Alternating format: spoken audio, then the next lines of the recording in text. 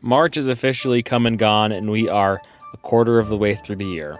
Yet we don't know much more about what Nintendo's plans are for this year outside of Paper Mario: The Thousand Year Door coming out next month, Luigi's Mansion coming out in June, I believe, and outside of that, we've got nothing from Nintendo specifically. Yes, we have Endless Ocean, and we've got a couple other games coming, but nothing from Nintendo. And the thought that I kind of wanted to talk about today is Nintendo, are they killing off the hype for Nintendo Switch too soon?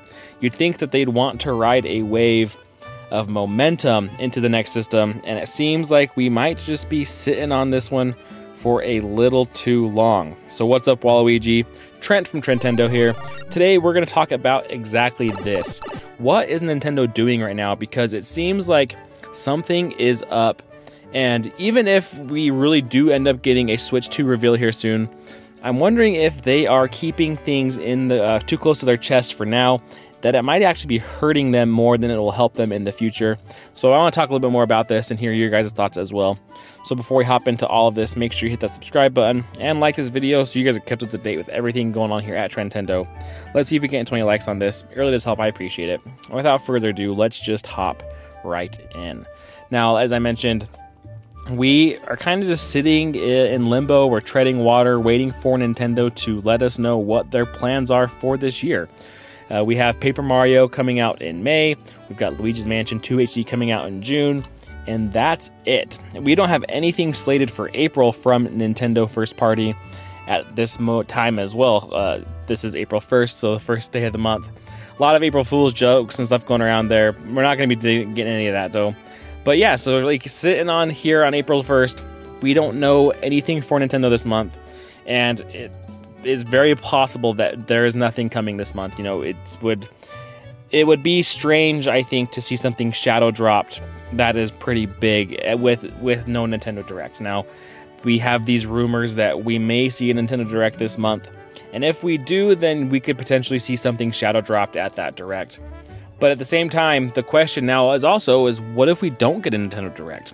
You know, there is this very real possibility that Nintendo does nothing in April, gives us Paper Mario in May, Luigi's Mansion in June, and we're kind of just treading water, as I've said, until then.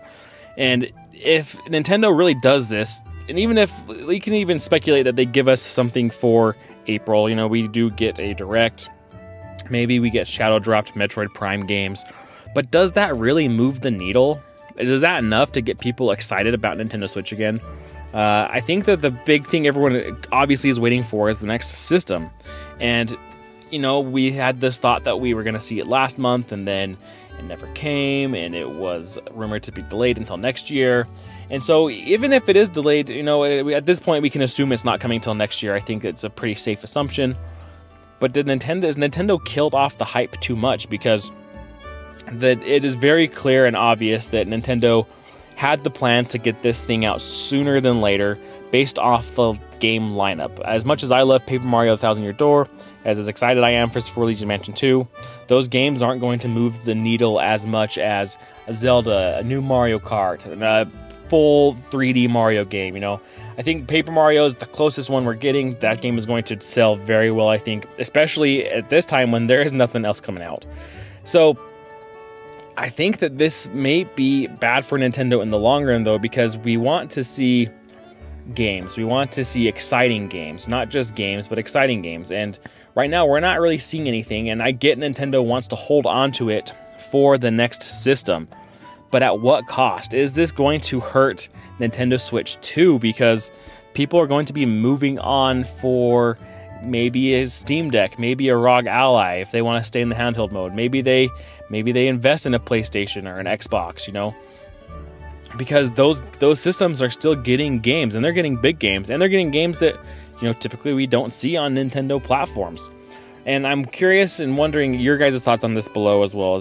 Do you think this is hurting Nintendo? Because I think that part of me thinks that yes, it is, because they're not going to be, there's no incentive to go and buy a Switch right now as far as new games. You know, we had games like Tears of the Kingdom last year. That was a system seller. I knew people who went and got a Switch just for Tears of the Kingdom. We had Scarlet and Violet. That was a system seller. Now, those games obviously were poorly done, but they're still pretty fun. You know, they despite the bugs. But to that point that Pokemon sells systems. I don't think Paper Mario is going to sell systems. I can guarantee you Luigi's Mansion 2 is not a system seller. So without these system sellers, those software games, the software titles are probably going to do well. They'll make Nintendo some money, but they're not getting people excited for the systems, for the brand. So it's curious to see what Nintendo does going forward. Even if they, like I said, even if they do something in April, we maybe get a shadow dropped game for Metroid, for example, let's say. That's not going to move systems. And even with shadow dropped games, sometimes I wonder how well they actually do, because it's exciting for the diehard fans like us and people who are tuning into the news and to the updates and to looking for stuff.